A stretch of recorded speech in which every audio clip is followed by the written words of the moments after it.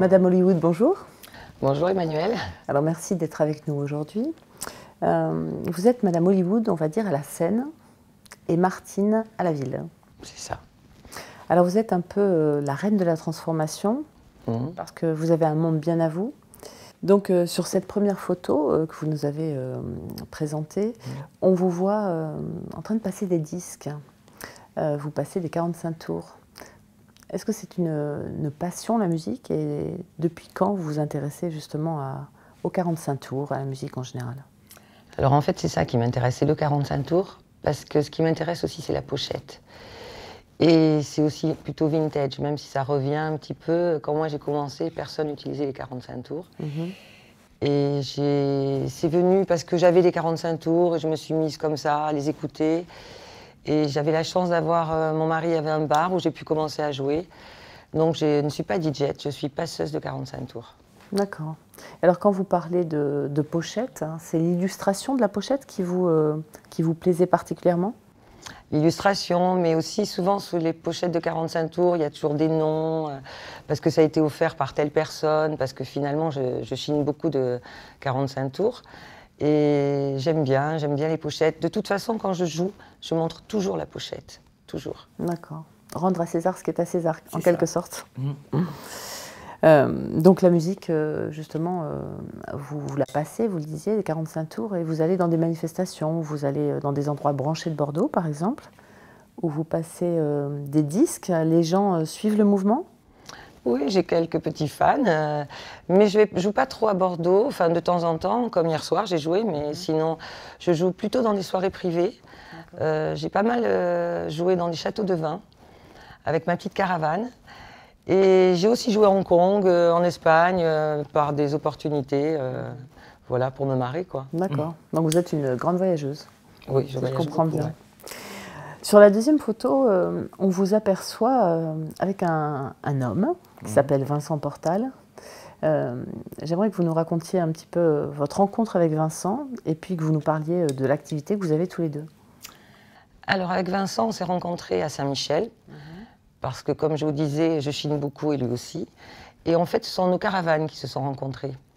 Moi, ma caravane, c'est une vintage des années 60. Lui, c'était la caravelle des années 70. Et puis, je pense qu'on est un peu dans le même monde.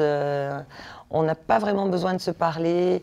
Et du coup, on a commencé à bosser ensemble, lui avec sa coiffure, moi avec mes 45 tours, et à customiser les gens. Et on a fait le festival de Bègue, le festival de la Morue, plein d'interventions comme ça.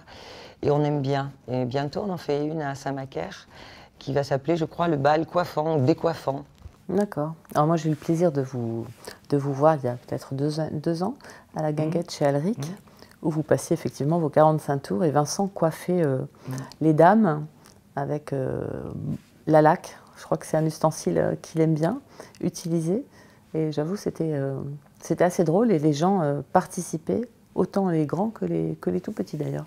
Oui, parce que je pense que finalement, transformer les gens, moi, c'est quelque chose que je fais beaucoup, même chez moi. Je me transforme aussi, même dans la rue, parfois, ou dans le métro à Paris. Je suis en face de quelqu'un et en fait, je vois quelqu'un d'autre.